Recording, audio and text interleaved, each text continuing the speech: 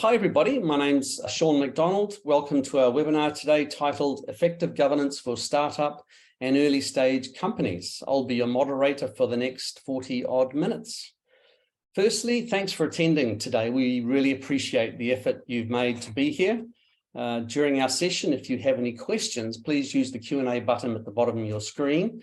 And we'll be answering these as we go through the session and try to get through as many of your questions as we possibly have time for. And finally, if you stay through till the end, which we hope you do, and is customary to our webinars, we have a very special treat for you. By answering our quick 1-minute survey at the end, you'll go into the draw to win a beautiful gift hamper worth over $400, which is very pleasant indeed.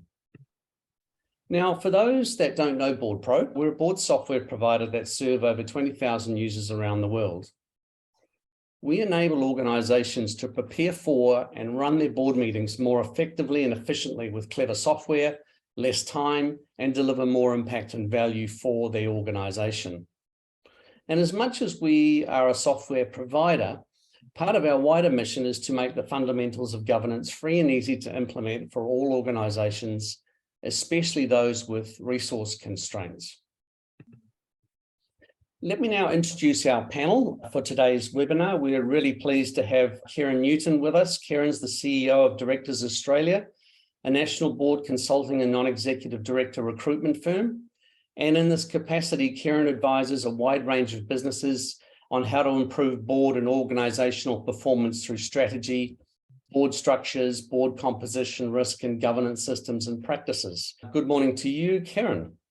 Thank you. Learning on from 20 plus years of international experience and board appointment experience, Simon Telfer offers practical real-world governance advice. He has served on multiple privately owned business boards across sectors including construction, hospitality, software, digital and pharmaceutical. Simon is the founder of the 18,000 plus, it must be a lot more than that now, Simon, Appoint Better Boards community, and has made over 180 board appointments via his organisation, Stimulus Consulting. Welcome to you, sir. Kia ora koutou. Thank you, Sean. Yeah, we're actually up to over 20,000 members of the Appoint Better Boards community, where those are looking for board roles in New Zealand go to. Fantastic. Danica Poklowski is an experienced and award-winning company secretary with experience in legal, health and financial services. Danica is a chartered member of the Institute of Directors and sits on the board of Tackle School and is the founder and director of Board Administration Services. Welcome to you for the first time, Danica. Thank you, and kia ora koutou everyone here. Fabulous. Let me now hand over to Karen, who's going to take us through the webinar over the next 35 odd minutes. Wonderful. Thank you, Sean, and welcome everyone. It's absolute delight to be able to talk about a topic that I'm fascinated by, and that's governance in the early stage startup and growing company sector. And so what I'd like to do is kick off the discussion just to define the problem that fascinates me here and where we're working with various clients on. So if we talk about, first of all, just what do we mean by startup? Because I think that's really important. A startup is effectively a business that's looking at a new, unique problem and idea. So there's not a proven market. The idea is that the company is going to develop and hopefully scale something new. That's opposed to starting a new business where it's a proven business idea, proven concept, and a proven market. So I just wanted to draw that distinction about what we're talking about. And of course, if we talk about that startup concept, the failure rate of startups is high. And if you Google a failure rate of startups, you'll see stats that are anywhere between 80 and 90% of failure. And there's many reasons for that. As I said, fundamentally, startups are around a business idea and a viability of a business idea, something new, and a market to be able to put that and hence give growth to the company. So feasibility of idea and market demand are obviously some key reasons. Access to capital, very key, and we're going to talk about that throughout the course of this webinar. Capability of people, and this is one of the fascinating aspects of working with organisations and with boards, I find, is this human element coming into it. How coachable is the founder? When do we know that we need to look at others and draw on expertise of others as opposed to rely on self? The ability to scale is obviously really key. How do we grow? We need growth. Investors want to see growth. And we also want to make sure we've got sustained competitive advantage. Now, I find in the work that I do with startups and with companies that maybe move out of that startup into the scale-up phase, that often governance is seen as a dirty word. Governance is seen as tying up, constraining, and not consistent with that idea of proving a business model and growing the company. And so often there's this negative connotation towards governance. And that's part of what I want to unpack a little bit today, including with our panel. But before I do that, Nika and perhaps Simon, you might have some comments on whether some of the reasons for failure and that attitude towards governance, whether that resonates with you in the work that you do. Yeah, I think definitely in startups and early stage companies, a lot of the founders are also directors and they're director shareholders, and they see governance as an afterthought because they're too busy running the business and building the business for growth to worry about the governance side of things. But I think you always need to keep in mind that as a director, you have the same obligations as a director from any other type of company, and you have to comply with the law and good governance from the outset. So it's really important to have good, strong foundations from the beginning that help you to govern in a good and effective way, regardless of the stage you're at in your company. Yeah, and I often say to boards too, it's really hard to retrofit governance. If you can get that good practice in place from the beginning, it's a lot easier as opposed to 2-3 years having to think about, right, now we've got to put governance systems and practices in place. So Simon, have you got any other comments you'd add to this? The last one before we move on to the next slide, I think, is that it's exhausting. It's extremely admirable, those that go out and want to start up a business. It's taxing, takes a toll on your personal life. It's exhausting. And I think where a good board can do is to keep you motivated, to keep you balanced, to be looking after your well-being and everything as well. So whereas, as you said, sometimes people think of governance as an afterthought, I think of it as a really key addition to just helping make entrepreneurs successful in being around them and looking after them as they go on that journey. Yeah, excellent. When we talk about governance in this startup phase in particular, and indeed in any phase, I think it's important to think about best fit as opposed to best practice governance. And that's to help address some of these roadblocks that potentially entrepreneurs have with the concept of governance. So best fit meaning, what do we absolutely have to do? What's going to help us in our growth journey and not tie us up unnecessarily? And so I've listed here some things that I think best fit means, particularly in the startup context. So having that real clarity of vision, the business model and a plan around it. And obviously that helps coalesce people. It gives not only internal focus, but it's also really important for external reasons. And we'll talk about that investor perspective shortly. We also need, I think, to think about in a best governance context, what's the performance that we're going to get against that plan? What's the reporting that we need? We need financial reporting, we need operational reporting, but we need progression reporting. Are we able to move through the growth stages that our plan anticipates? And are we tracking to that? Risk appetite's really important as well. What are we willing to lose? Where are our break points? And I think looking at risk appetite, obviously you're going to be informed by the risk appetite of investors and funders. They're going to be really clear as to what their risk appetite as well. So some understanding as to risk appetite internally and externally, very important. In terms of risk and compliance management, this is obviously for anyone who's sitting on boards and in and around boards, understand just the complexity of the compliance environment in which companies are now operating. But from a startup perspective, I think it's really important to think about what are our mandatory compliance requirements? What compliance requirements are our ticket to play? And really having a sharp focus on those. And similarly with risk management and understanding what are our key strategic risks, which can be a relatively simple exercise, doesn't need to be complicated, is important. The last three things there I've got on best fit governance are actually the reasons that I see governance issues come up in all organisations, whether they're startup, scale up, or a mature business. And it's fundamentally around clarity on three important things. First of all, roles. Who's responsible for what? Who is making what decisions? Who's undertaking what tasks? And clarity of authority in terms of being crystal clear as to what those decisions are that each person can make is really important. In my experience, that clarity of authority only comes to light when there's a problem. So it's all okay until there's a problem. Someone makes a decision, something goes wrong, and then there's a lot of finger pointing. So proactively deal with that up front and be really clear who can make what decisions, and good communication. And that communication is internal, so good communication between the relevant people working within the startup, but also externally. And of course, one of the key external stakeholders is going to be funders, investors. So best fit governance, I think, is not an unfamiliar list in terms of what we normally talk about governance, but really tailored down to the sharp focus that a startup needs, given there will be limited resources at the beginning. One of the things that I think is really critical too, and I'm really keen to hear from our panel members on this, is just the importance of good record keeping. I think, again, in the cut and thrust of starting a new business, of developing an idea, it can be easy to not worry about that good record keeping. And I think this is where tools such as BoardPro offer a real opportunity for organisations right from the outset to make sure that they're documenting exactly what they're doing. Simon, Danica, comments on that? Kieran, that's definitely right. I was fortunate enough to be on the board of BoardPro when we conceived the idea of BoardPro 7 or 8 years ago. And document repository within that governance document repository within BoardPro has been invaluable, because there's so much happening.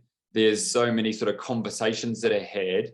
If we didn't have regular meetings where we took some notes and then put them in there, we often relied on them to go, what were we thinking? What was the agreement? Because things can be quite fluid. It's like an insurance policy.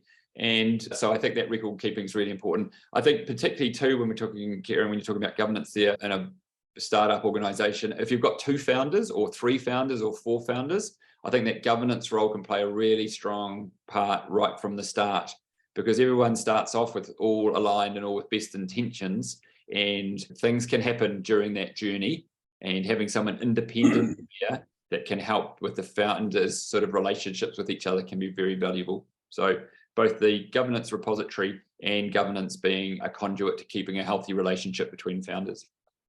And I think I'd just add the records, the company records, in terms of at a micro level, even just your minutes and your board papers over time tell the story of your business, of your company. So if you're looking to do future fundraising or sales of the company, that's the first place that investors are going to look to, and auditors. That's what tells the story of decisions that you've made and things that you've talked about, and how you came to those decisions and what was important and what's been complied with and along the way. Yeah, I couldn't agree more, Danica. You know, that not only do you need that for your internal processes, you said, Simon, but also externally. You know, if you look at funders, you look at investors, you look at a sale, that documentation is going to be absolutely critical. Scott's also made just a comment in the Q&A about clarity of roles, who should be involved and who shouldn't. I think that's really important. I think that's why that role clarity is so key. Who have we got doing different things? And not only does it mean that we've got bases covered, but hopefully it also means that we don't have roles falling through the cracks, that we're all coordinated in activities, and that authority also really key. So we've talked about best fit governance in that startup context. I think it's really important then to sort of just split the conversation a little bit into 2 areas that are absolutely critical for startups. So first of all, I think governance is really important from that founder perspective. So if we look at the sort of internal perspective, just some of the things that the best fit governance framework can help with are going to be key to the business being able to grow. So setting the right culture from the beginning, understanding what we need in terms of capability and capacity, where we've got ability and skills and experience, where we need to bring others in. Really important, and typically that can be bringing others in through not only an advisory capacity, or obviously purchasing in advice as required, but also as the company grows through things such as advisory boards, board advisors, governing boards, and we can obviously talk about that a little bit more as well specifically. Governance obviously helping with performance monitoring, with that risk management, with decision making. When we make decisions, are we making them in accordance with our plan, taking into account risk and risk appetite? And then absolutely critical is fundraising. To the points we've raised already, the importance of investors being able to see that companies have got an eye on governance around achieving a plan is just so critical. There's some of the things that we think are really important from a founder perspective in terms of that best fit governance perspective. Simon, Danica, anything that you'd add to that? Is there anything else that you think governance is really useful for in this initial startup stage? Definitely opening doors. 100%. It's that contact, it's those connections, professional services advisors, obviously potential customers, access to capital and that sort of thing. I think, look, it's interesting too that governance even within a startup phase does, who's on your board for that first year or two might not be the right people to be on your board for year 3 and 4 and 5. So I think it's understanding that even within what we think is a startup phase, within a company's life cycle, even within that startup phase, different horses for different courses. And I think very early on, those that are natural networkers and can open doors provide a lot of value for founders. Yeah. Danica, before I throw to you just for any comments here, I'm also interested, have you got experience from working with startups in terms of the meeting cycle and how they run meetings, and any comments on what is being effective for founders in terms of just developing that discipline around trying to lift up and look at performance as opposed to just the mechanics of day-to-day activities? Yeah, I think introducing a regular cadence to your meeting cycle fairly early on is relatively important because it just helps you to grow that discipline. So it gets your financial reporting into shape, it gets your operational reporting into shape, it makes you as founders and your executive team to start thinking about these things and thinking about, I have to close this off. I don't know necessarily, it's going to be different for each company. It's not necessarily going to be monthly, it might be quarterly, it might be 6 monthly, but having a rhythm to that, I think really helps to just develop that disciplined thinking and mindset into how you're operationally running the business. And it's really important for the board to have real empathy with the founder and effectively the CEO at that time. And that the last thing they want to be doing is, one, dreading coming to the board meeting because it sucks the wind out of their sails. Secondly, you don't want them feeling that they're having to spend the whole week before preparing board papers. So that's that different horses for courses. But on the other side of things, I've found with founders that when they do take out on that quarterly basis a couple of hours to write their CEO report, it does pull them out of the operational day-to-day firefighting, etc., to actually reflect on the business. And it does give them a sense of achievement when they do actually summarize what's been happening in the previous quarter or previous month, and then forecasting what's happening in the next month. So sometimes as a board member, you need to be cruel to be kind. You're pulling them away from what they think is urgent, but you're getting the focus on what we believe is important.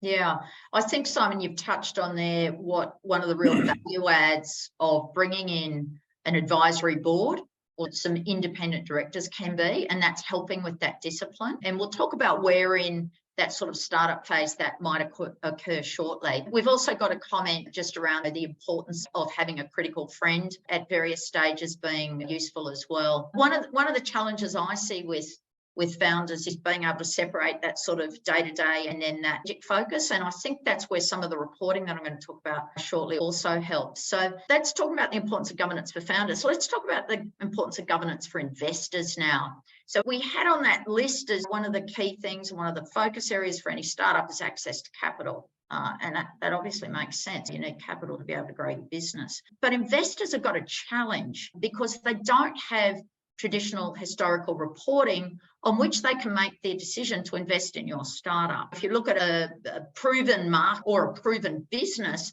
you're going to have profit and loss, you're going to have balance sheets, you're going to have marketing plan, client lists, you're going to have audit reports, you'll have annual reports.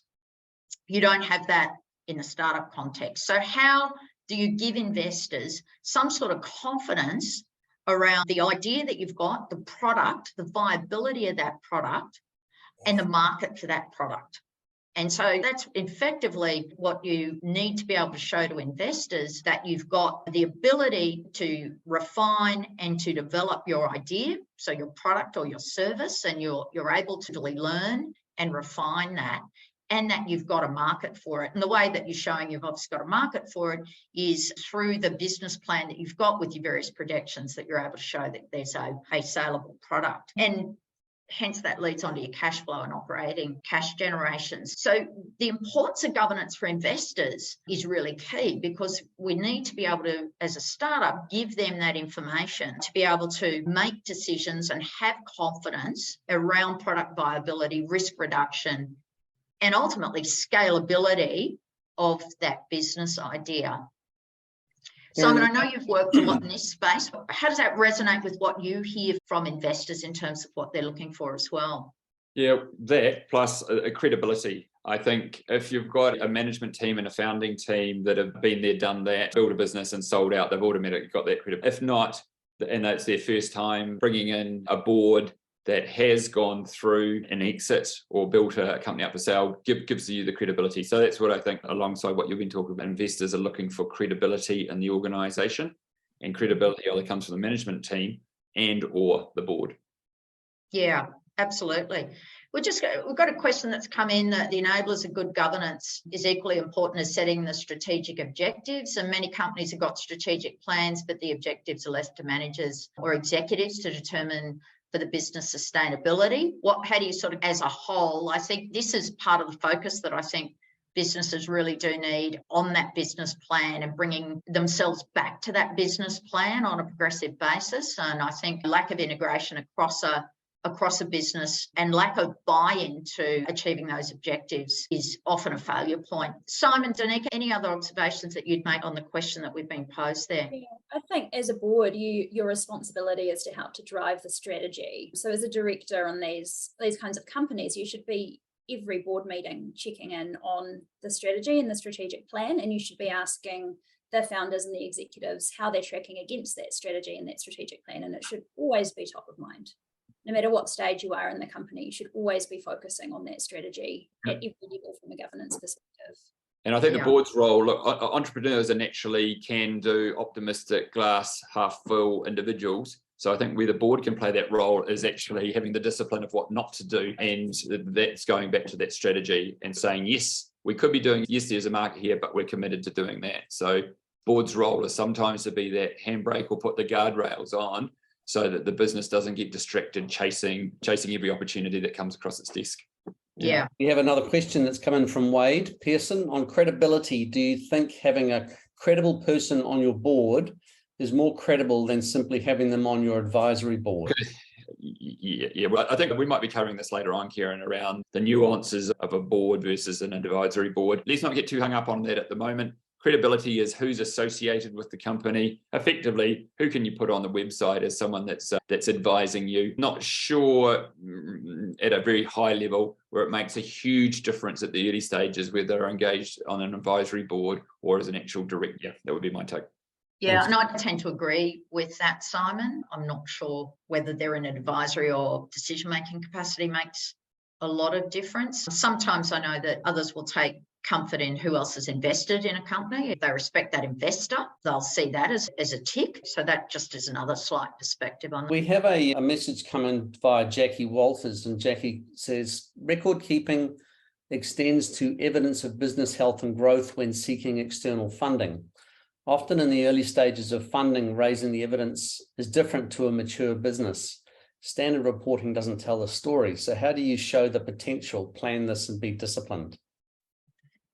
Yeah, maybe if we move to the next slide, and we might address that as part of the next part of the discussion, because absolutely that discipline is required. And what we advocate for, and we've developed a model which I'm going to share with the webinar shortly, is there really needs to be this sort of practical, simple, reliable framework, which is useful to both founders and investors, which helps guide the reporting and monitoring of growth stages. And so what we think is really useful is to have some gated investment approach with metrics for each stage that shows that there's progression on the viability of the business product or as well as a market for it. And hence it's reducing risk, which is that investor perspective. Mind you, founders want to also reduce risk, and gives you the ability to have some sort of standard reporting against the metrics. And to be able to do any reporting, you really need good governance, and you need that good record keeping, which gets back to some of the earlier comments that we've made. So we might, if we just look at that next slide and just talk about this a little bit further,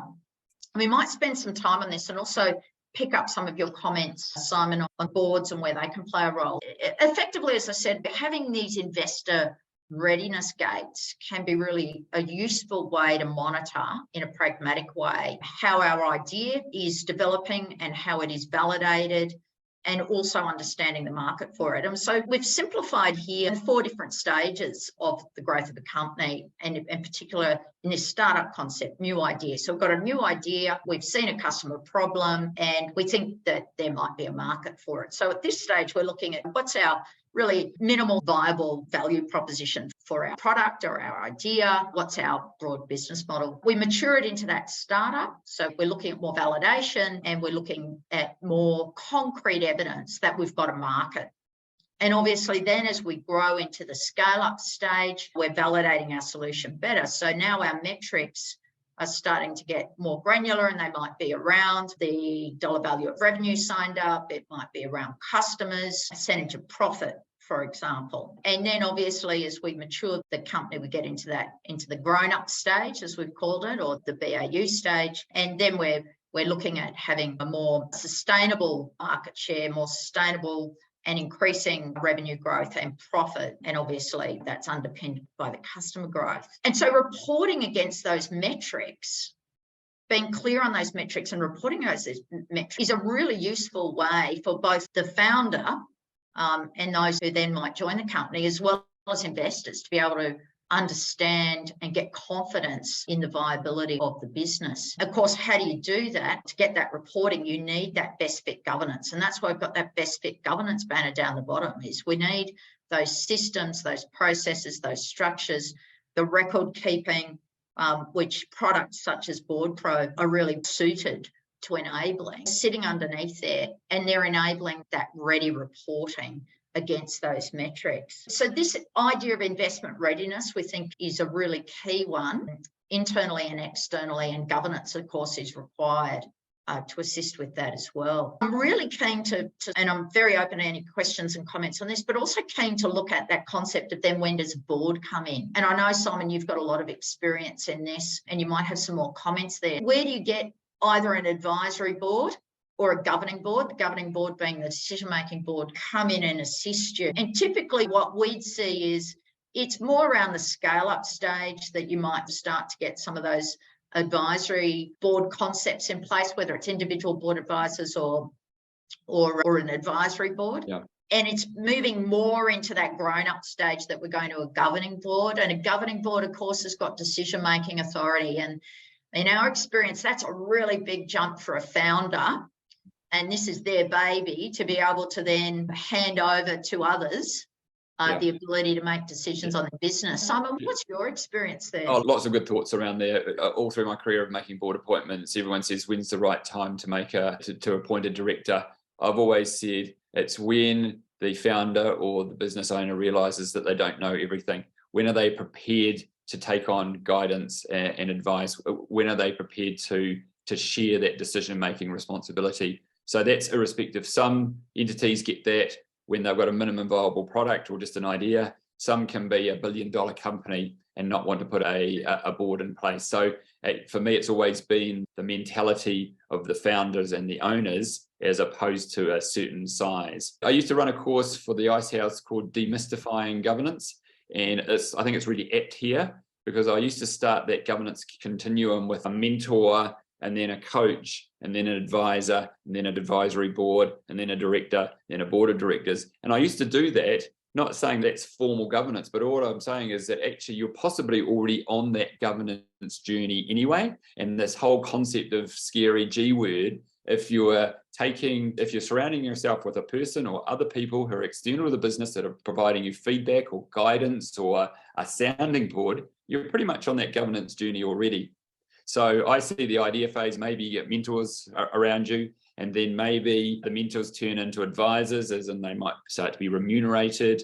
And then advisors, you might get a couple of advisors and you call it an advisory board, and you meet a little bit more regularly. And then from advisory board, you go on to a formal director where, as you were saying, Karen, that big step that you are actually sharing decision making. It doesn't have to be sequential, but it does show that there are different ways you can bring in that long-term thinking, that external critique, that support and encouragement with different labels or different hats on. Yeah. Denise? And I think, thanks, Simon. I think you might have answered one of the questions that's come up about whether it's valuable to have a governing board at the startup stage. And I think your progression there is a really good one. I think one of the challenges with having a governing board at the startup stage can be it's not best fit, because it adds to the accountability mechanism that's got to sit there at a really fast-paced time for the business. There's also, I think, some things around how are you going to remunerate governing board members? What role do you want them to play? And so I think, to your point, Simon, that progression is a really good one. The same comments that I made before about clarity of role and clarity of authority is really important if you're putting a board in place. Having a charter, which can be just even a page of being really clear about what role that board's to play and what authority it's got, is so critical. That is where we often see issues as well. Can I interrupt, Karen? I hope you don't mind. There's quite a few questions that have come through, both on the Q&A line, but also via email. I'll start with the ones via email, if you don't mind. This is from Amy Smith. What are some innovative governance models for not-for-profits? So innovative governance models for not-for-profits, as in at startup not-for-profits, or Yes. generally? Yes, startup not-for-profits. I think everything that we've said here applies to whether it is a not-for-profit or a for-profit company, obviously with a little bit of tailoring about the concept and service offering. But I think similar models apply. And I think similarly, if we replace the concept of the investor with the funder, not-for-profits still need revenue. And so I think largely that similar comments would apply whether it's for-profit or not-for-profit. Simon, Danica, feel free to have a different opinion on that. Yeah, I think often one of the triggers for when you bring new directors onto a board, or when you establish a board of directors, keeping in mind that every company has to have a director and a single director is a board, but it's when funds get introduced, or when you're diluting your ownership and shareholders insist on putting someone on the board because they want to make sure that you're being held to account, and they want to have more of a say, and not more of a say, but an influence. They want to have more of an on-hand influence. And I think you see that in not-for-profit as well, and charities as well. When you've got different relationships that are being built, you'll find that people want to come in and actually have a say in how things are done. Well said. Simon, anything from you?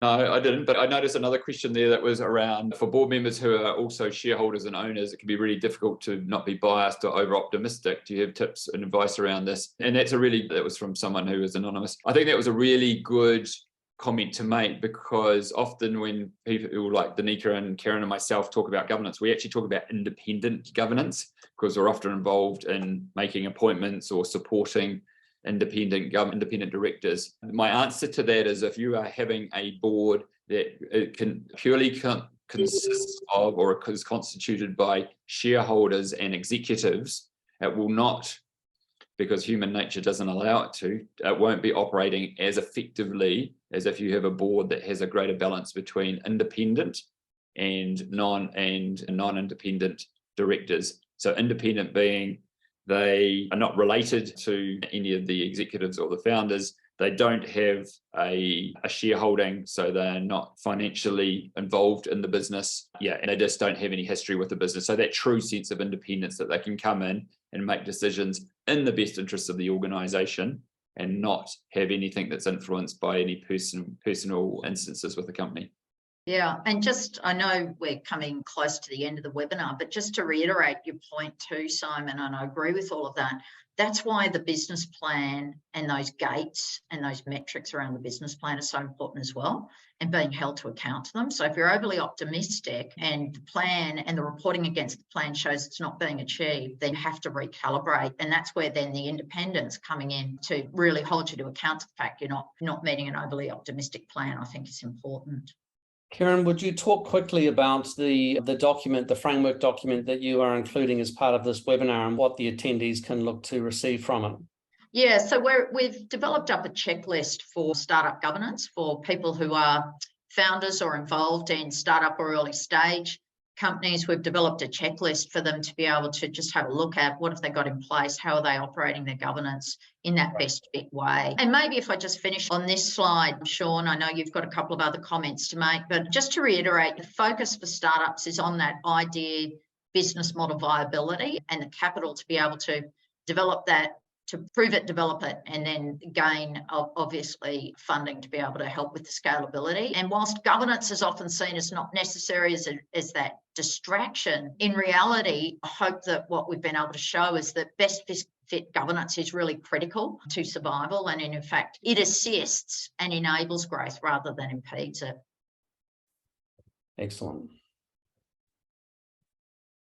Any more comments, Simon, Danica? No, I think Scott's raised a good point, is that if you are setting up an advisory board versus a formal board of directors, just be aware of the liabilities that could be incurred by an advisory. If you set it up saying, I was only an advisor, but everything you were doing would suggest that you were making decisions for the business, and rather than providing advice, but making decisions, then you could be caught liable if the business gets into trouble. There's plenty of advice around there from Kieran and Danica and myself around that. Just make sure that when you set up an advisory board, you're doing it for the right reason, and you're not doing it because you think that you will absolve yourself of any liabilities when that might not be the case. Great, thanks, Simon. That brings us to the end. So please feel free to connect with, excuse me, our presenters today on LinkedIn. Their details are on the screen, and I'm sure they will really look forward to your connection. And if you'd like to be put in touch with Kieran, Simon, or Danica, please place your interest on the survey at the end of the webinar as you exit. We have a great series of webinars coming out from February 16th through to March 23rd. You might want to take a quick look at this. How to get your board on board and engaged is led by Lisa Cook from Australia. So we're really excited about that webinar. And there's something different on the March 16th, where we're going to basically have an Ask Me Everything session. Anything you would like related to governance is open for grabs. So we look forward to having you along on that one as well. So you'll receive an email from us really shortly.